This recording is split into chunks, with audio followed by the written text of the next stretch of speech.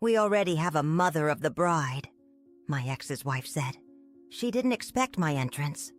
"Before telling you all my story, write to me in the comments from where you are listening to me. Before telling you all my story, write to me in the comments from where you are listening to me. My name is Sarah Michelle Thompson. I'm 36 years old, and I'm a registered nurse at Chicago General Hospital. For the past 18 years, I've dedicated my life to two things: saving lives at work and raising my daughter, Emma.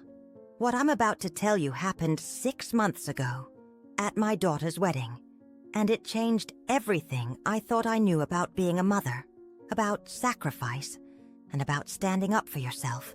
You see, 10 years ago, my world crumbled when I discovered my husband, David, was having an affair with Jessica, a real estate agent 15 years younger than me. She had this perfect social media presence, designer handbags, expensive highlights, always posting about her latest luxury car lease and weekend trips to Napa Valley. Meanwhile, I was working double shifts to keep our family afloat while David built his marketing agency. When Emma was 8, he left us for her. Just like that. 15-year marriage. Gone. I remember that day so clearly. Emma found me crying in our kitchen, and I made her a promise that would haunt me for years. I told her that no matter what happened between her father and me, I would never make her choose sides. Looking back now, I realize that promise became my prison. The divorce was brutal, but I kept my word. When David moved in with Jessica just 3 months after our separation was finalized, I smiled and told Emma it was wonderful that she was getting a bonus mom. When they bought that huge house in Winnetka, and Emma started spending weekends there, I celebrated with her. When Jessica started calling herself Emma's other mom on Facebook, I bit my tongue. I worked overtime to pay for Emma's private school tuition, her ballet classes, her summer camp at Northwestern. David contributed exactly what the court ordered. Always late, always with some excuse about cash flow. But Emma didn't need to know that.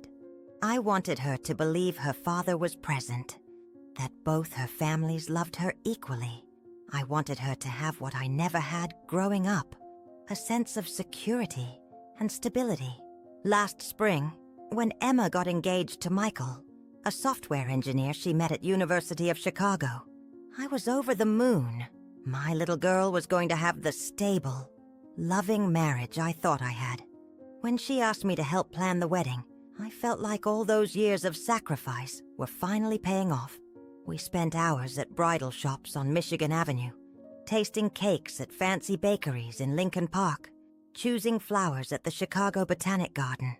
It felt like we were reconnecting after years of her being caught between two worlds. But then things started to change, slowly at first. Emma would mention that Jessica had input about the wedding. Then Jessica started joining our planning sessions, arriving with her professional camera and ring light, ready to film everything for her real estate social media channels. She would interrupt our conversations with comments like, "Oh, Emma, remember we talked about having the reception at the Peninsula? Something more sophisticated." I noticed Emma starting to look at me differently during these meetings, like she was seeing me through someone else's eyes. I was just the working mother who smelled like hospital antiseptic, who wore scrubs to our lunch meetings because I was coming straight from a 12-hour shift in the ER. Jessica arrived in designer business casual, fresh from her morning Pure Barre class. The warning signs were everywhere, but I was too trusting to see them. Jessica would make subtle comments about how some people just weren't cut out for event planning, how certain personalities couldn't handle the stress of a big wedding. She'd look directly at me when she said these things, then laugh and say she was just joking. Emma would laugh too, and each time I felt a little piece of my heart break off. 3 months before the wedding, Jessica suggested they hire a wedding planner, someone professional, she said, who really understands high-end events. I had been doing just fine coordinating everything myself. But suddenly, Emma was convinced we needed expert help. The planner Jessica recommended cost $8,000. Money I didn't have. Money David claimed he couldn't contribute because of a slow quarter at his agency. But somehow, Jessica's credit card materialized to save the day. That's when I started getting pushed out of decisions entirely. The planner would email Jessica directly. Vendor meetings were scheduled during my work hours. When I asked Emma about details, she'd say, "Oh, Jessica's handling that. She's so good at this stuff." Mom, it was death by 1,000 cuts, each small exclusion building into something that felt devastating. The breaking point came 6 weeks before the wedding. I had taken a vacation day to attend what I thought was the final dress fitting. I arrived at the boutique to find Emma, Jessica, the wedding planner, and Jessica's mother all there, surrounded by champagne glasses and gift bags. Emma was in her dress, crying happy tears, while Jessica adjusted her veil like she was the mother of the bride. "Oh, Sarah," Jessica said when she saw me, her voice dripping with fake sweetness. I'm so sorry. We had to move the appointment earlier because of the photographer's schedule. But look how gorgeous she is." Emma wouldn't meet my eyes. The sales associate looked uncomfortable. That night, Emma called to apologize, but her words felt hollow. She was becoming someone I didn't recognize, entitled, dismissive, influenced by people who valued appearances over authenticity. But what really opened my eyes was what happened at the rehearsal dinner. Jessica had insisted on giving a speech about the journey of blended families and how love multiplies when you're brave enough to embrace it. She talked about all the sacrifices she had made to love a child who wasn't biologically hers. The whole time, Emma beamed at her like she was hearing the gospel truth. Jessica never mentioned me once. Not once. Like I had never existed. Like those 18 years of midnight fevers, school projects, soccer practices, and bedtime stories had been erased from history. I sat there in my Target dress, feeling invisible in my own daughter's life. That's when I knew I had to do something. Something that would remind everyone exactly who Emma's real mother was. I had spent 10 years being the bigger person, swallowing my pride, accepting crumbs of my daughter's attention, while Jessica took credit for raising her. I had worked myself to exhaustion and to provide for Emma while Jessica got to be the fun, glamorous bonus parent. I had funded Emma's entire childhood while Jessica funded the Instagram-worthy moments. But I wasn't going to let Jessica steal my moment as mother of the bride. Not without a fight. I spent the next month quietly preparing. I called in favors from colleagues, borrowed money from my retirement account, and planned something that would remind everyone, present exactly who had earned the right to be called Emma's mother. The morning of the wedding, I got my hair done at the same salon where Jessica goes, hired a professional makeup artist, and put on a dress that cost more than my monthly mortgage payment. But more importantly, I prepared a surprise that would speak louder than any speech Jessica could give. As I drove to the venue that September morning, I thought about all the moments that had led to this day. Every sacrifice, every swallowed insult, every time I had chosen Emma's happiness over my own dignity. Today, for the first time in 10 years, I was going to choose myself too. When I walked into that venue, I wasn't just Sarah the tired nurse in scrubs anymore. I was Sarah Michelle Thompson, the woman who had raised an incredible daughter against all odds, and I was ready to reclaim my place in her life. What happened next changed everything between Emma and me forever. And Jessica, well, let's just say she learned that you should never underestimate a mother's love or her ability to surprise you when you least expect it. The ceremony was beautiful, held at a vineyard in Lake Geneva, Wisconsin. Jessica had indeed curated the perfect aesthetic. White roses everywhere, string quartet playing classical music, Guests dressed like they were attending a royal wedding. I took my seat in the third row, where I had been assigned. Jessica sat in the front row next to David, wearing a dress that probably cost more than my car payment. As Emma walked down the aisle, she looked absolutely radiant. My heart swelled with pride, even as it broke a little. This was my baby girl, the little girl I had rocked to sleep every night for 8 years before David left, the teenager I had waited up for when she started dating, the young woman I had helped move into her dorm room, and I was watching her biggest moment from the sidelines. The ceremony went perfectly until the officiant asked for the family blessings. David stood up first, giving a generic speech about how proud he was. Then Jessica stood up, and my blood ran cold. "Emma," she began, her voice carrying across the silent venue. 10 years ago, I didn't know that loving someone else's child would become the greatest privilege of my life. The guests murmured appreciatively. "I want everyone to know what an honor it's been to be your mother through all these important years." I felt my face flush.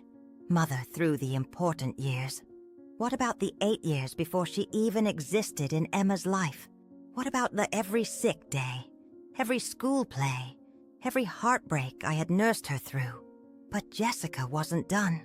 She turned to face the assembled guests and said, with a smile that didn't reach her eyes, "I know some people think that stepmothers are somehow less than biological mothers, but I want everyone here to know that love isn't about biology. It's about choice, and I chose Emma every single day." The applause was thunderous. Emma was crying happy tears.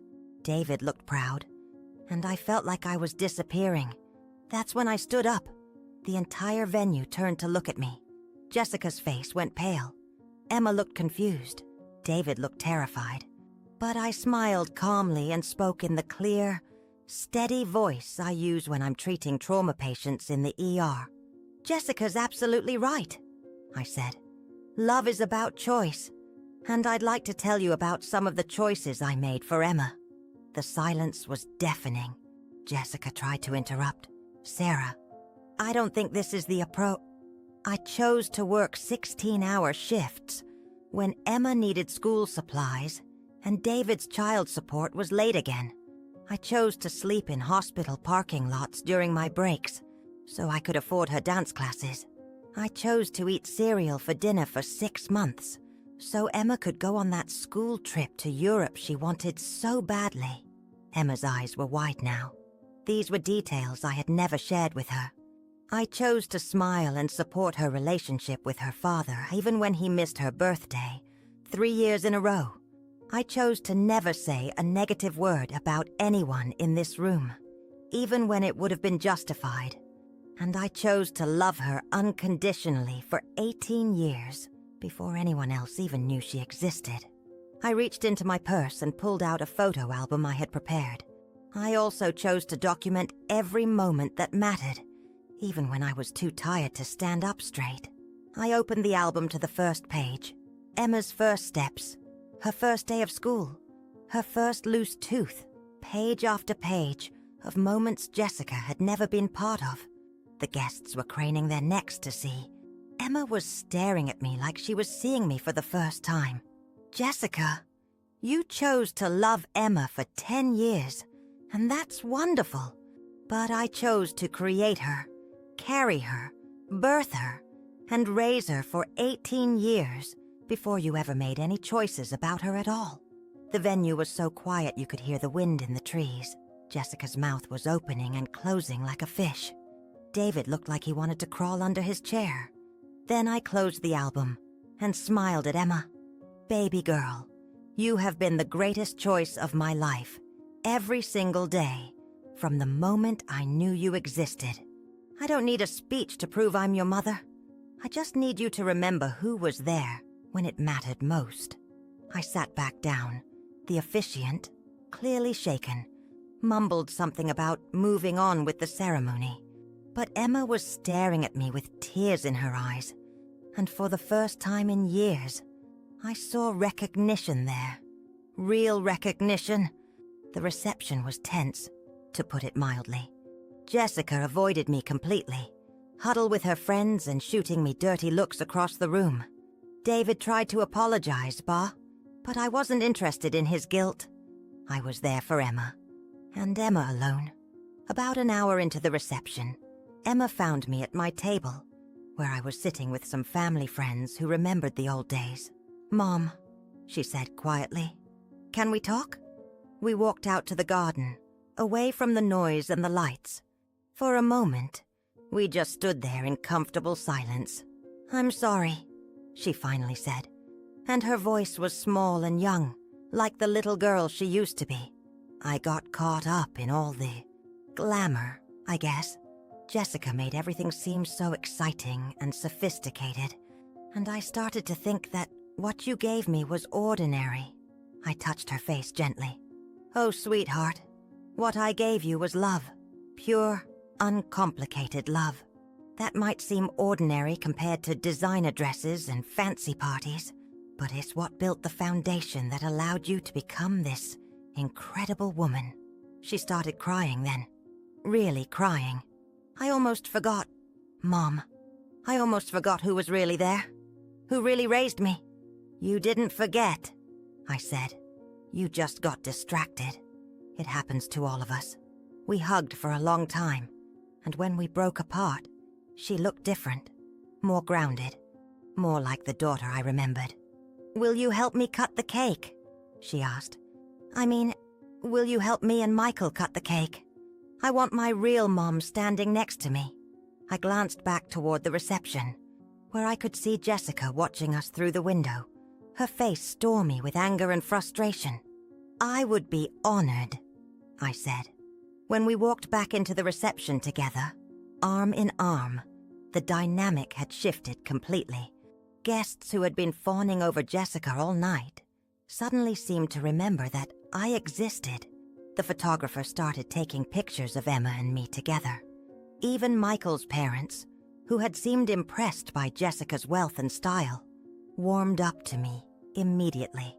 Jessica tried to insert herself into the cake cutting, positioning herself right next to Emma with a forced smile.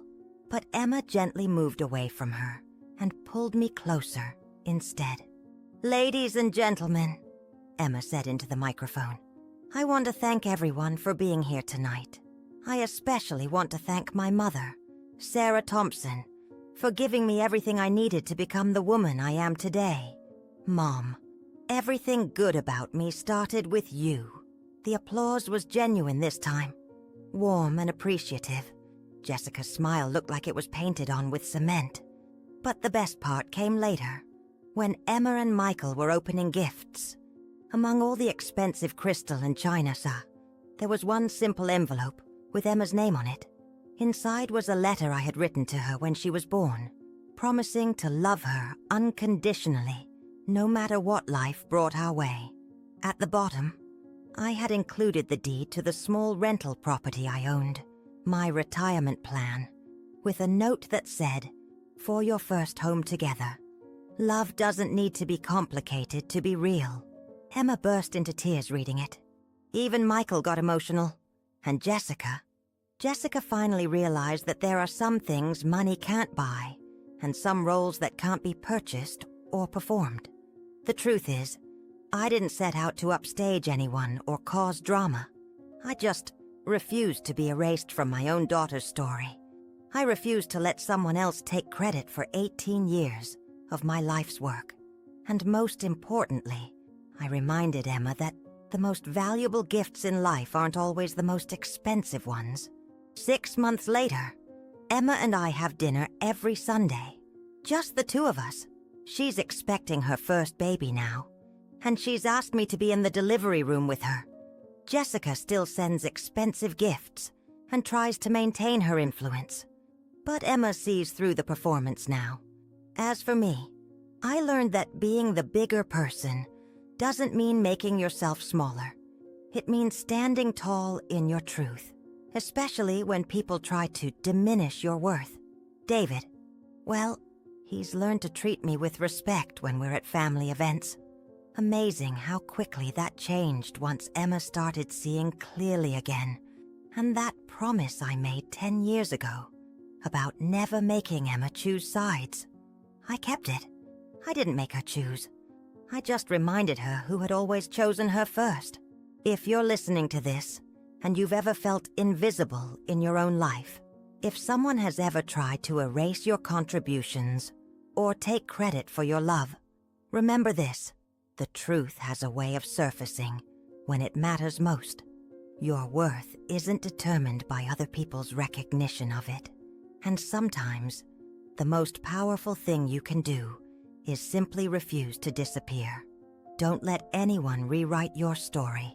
Don't let anyone take credit for your love.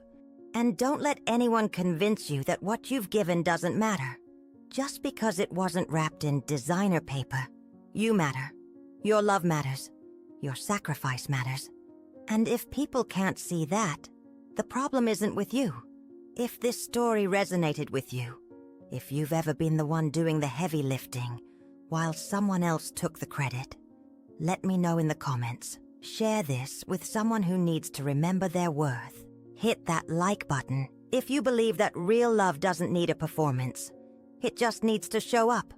And remember, you don't need anyone's permission to claim your place in your own story. Sometimes you just need the courage to stand up and remind everyone exactly who you are.